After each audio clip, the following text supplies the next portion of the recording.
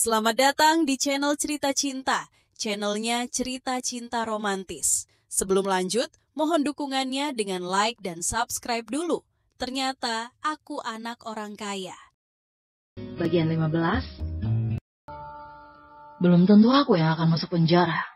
Ada banyak rekan wanita di perusahaan yang telah dilecehkan olehmu. Jika mereka melaporkanmu, mungkin yang pertama masuk penjara adalah dirimu. Perkataan Erwin membuat Basan merasa bersalah. Tetapi dia masih tidak percaya bahwa perusahaan akan memecatnya. Dan dia juga teringat dengan pamannya. Aku akan membiarkan pamanku datang dan menyingkirkanmu, kata Basan sambil mengeluarkan ponselnya dan dengan cepat menelepon nomor pamannya itu. Situasi di tempat kejadian telah sepenuhnya dikendalikan oleh Erwin. Jadi Basan hanya bisa meminta bantuan pamannya. Erwin hanya menatapnya sambil tersenyum dan melihatnya sedang bertelepon. Namun, ponsel Dominic telah dimatikan dan tidak peduli berapa kali pun Basan menelpon, telepon tetap tak terhubung. Sekarang Basan menjadi panik. Kenapa telepon pamanku mati? Tidak perlu telepon lagi. Pamanmu bukan anggota dewan perusahaan lagi. Jadi tidak bisa menyelamatkanmu, kata Erwin sambil tersenyum. Tidak mungkin. Pamanku sudah investasikan 20 miliar rupiah di perusahaan ini. Bagaimana mungkin dia menarik diri dan berhenti begitu saja? Hei, sekarang Basan benar-benar panik. Karena Dominic adalah pendukung terbesarnya. Jika bahkan pamannya sudah keluar dari perusahaan, maka dia mustahil bisa bertahan di posisi ini lagi.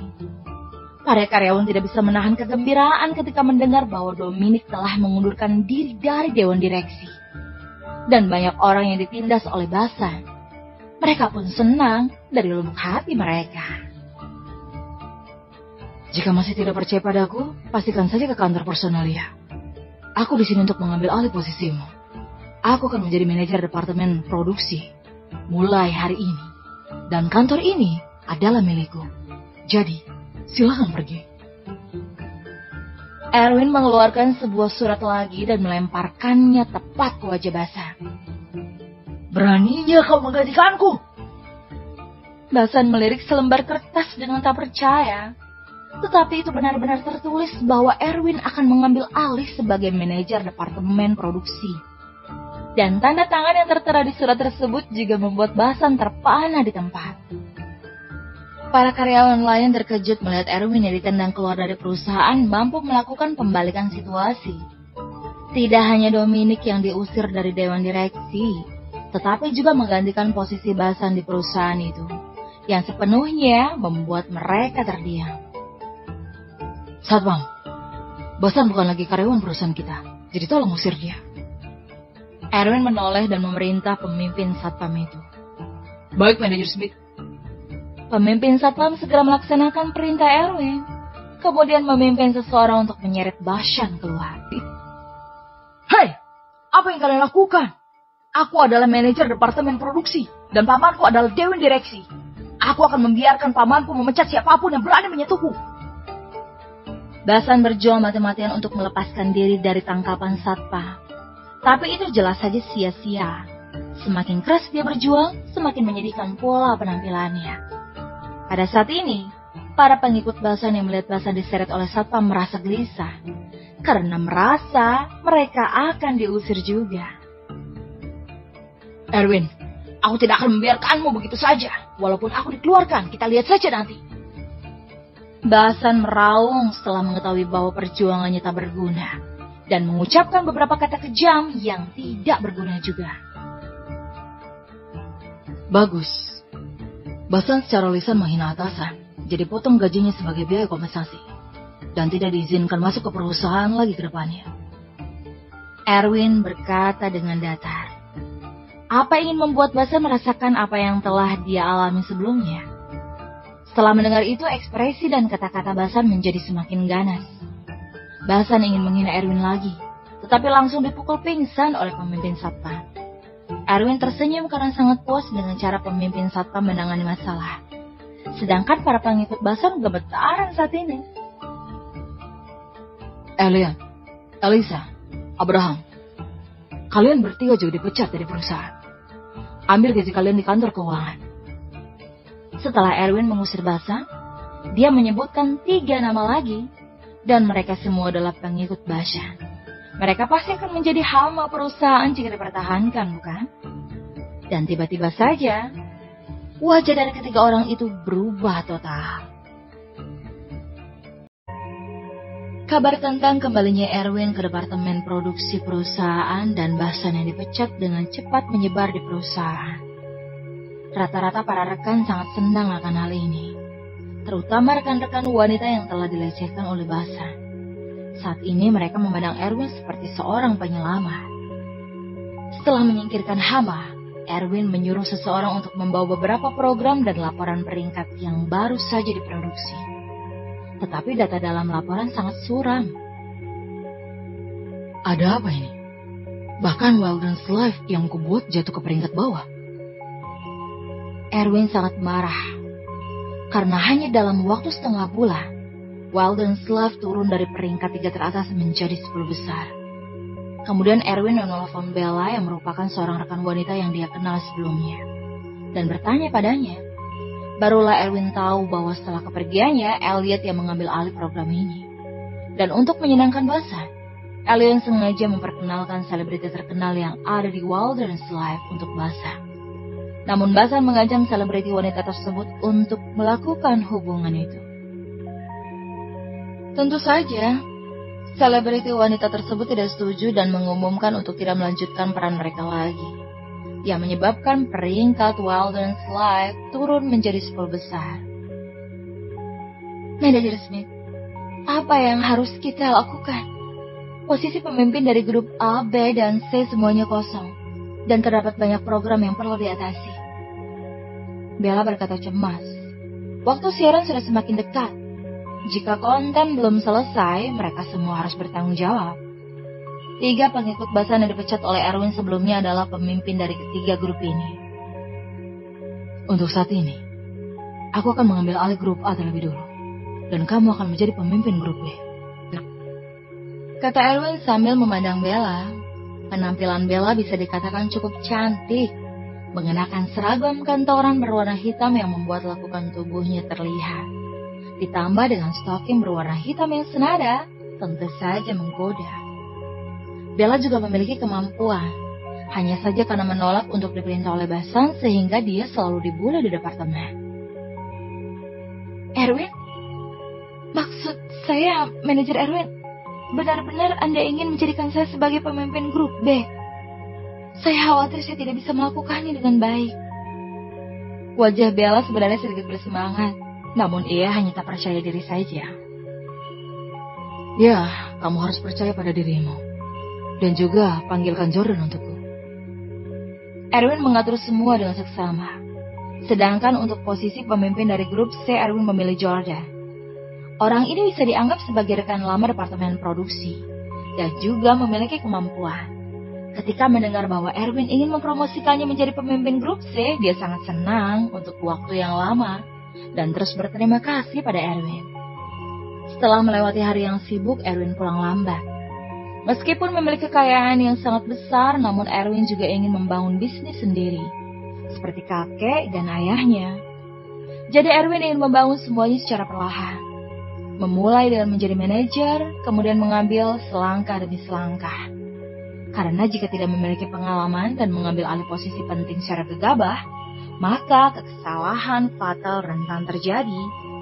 Setelah pulang kerja, Erwin tidak kembali ke villa. Sebaliknya, dia mengajak Lina untuk keluar makan malam. Dia ingin memberitahu Lina tentang kabar baik ini. Lagi pula Lina sangat khawatir dengan Erwin yang tidak punya pekerjaan. Bahkan ketika mengobrol di ponsel, Lina pernah memberi uang untuk Erwin. Hanya saja Erwin menolak. Bagaimana mungkin dia menerima uang dari seorang wanita, bukan? Dia ini kan anak orang yang super kaya. Ketika pergi ke apartemen Garden, Lina sudah menunggu di luar pintu. Dan ada juga seorang pria parubaya yang berdiri di sampingnya, mengenakan setelan tunik Cina dengan ekspresi yang sedikit marah. Ayah, aku hanya ingin makan malam bersama temanku. Untuk apa kamu ikut denganku?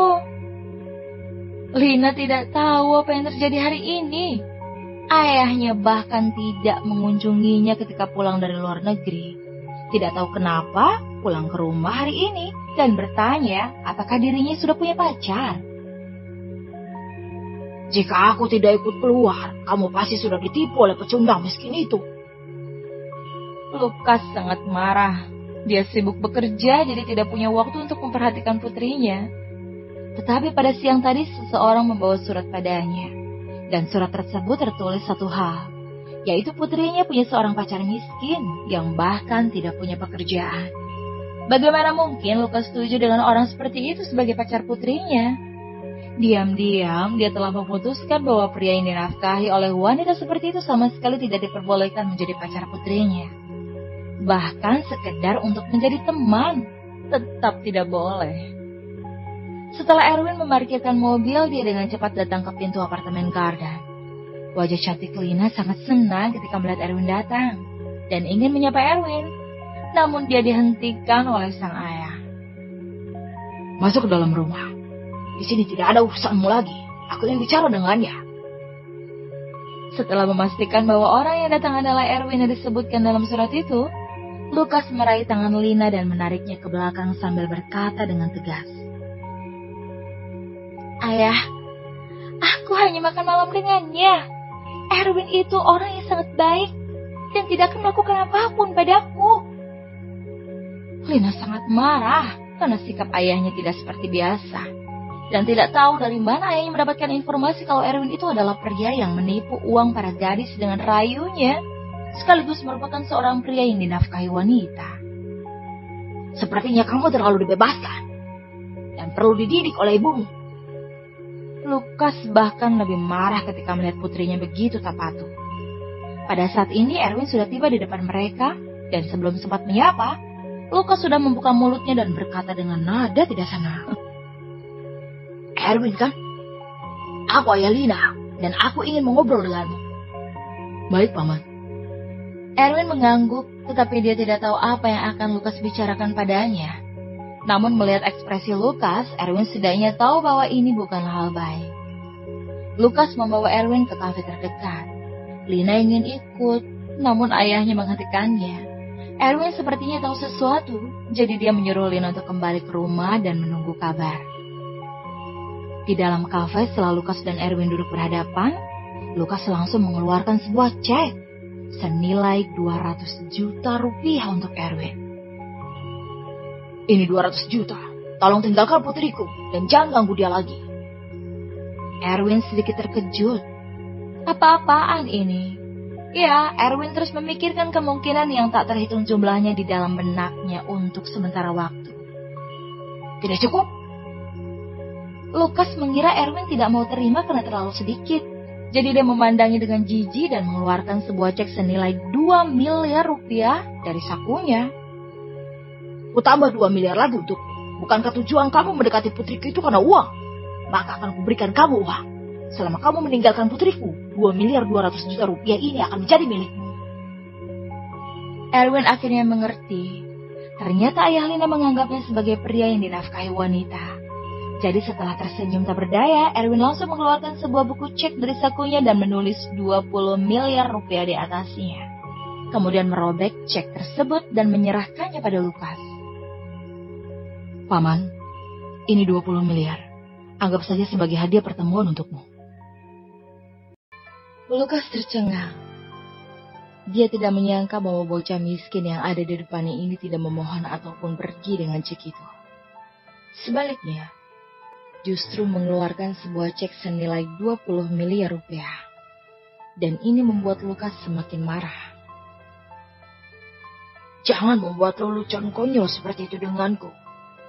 20 miliar rupiah. Mana mungkin anak miskin sepertimu bisa memiliki uang sebanyak itu? Kamu pasti hanya ingin menggunakan cek palsu ini untuk membohongiku. Paman, aku tidak berbohong padamu. Aku mengatakan hal yang sebenarnya. Dan cek ini adalah asli. Jika Anda tidak percaya, Paman bisa memverifikasi di berbagai jenis bank. Bahkan telah diakui oleh bank-bank besar di seluruh dunia. Cek ini dijamin oleh konsorsium kakeknya dan sudah pasti diakui oleh semua bank. Oh, jadi diakui oleh semua bank besar di seluruh dunia ya? Hah, menyombongkan diri juga ada batasnya. Kenapa tidak bilang saja kalau bank besar seluruh dunia itu milik keluargamu? Lukas menyesap kopinya dan berpikir kalau pecundang miskin di hadapannya ini telah berbohong, seperti yang tertulis di surat itu. Aku benar-benar tidak berbohong, Paman. Percayalah padaku. 20 miliar ini adalah asli. Paman dapat memverifikasi di bank. Sebenarnya Erwin sedikit cemas karena Lukas tidak percaya dengan apa yang dia katakan. Jangan membual di sini.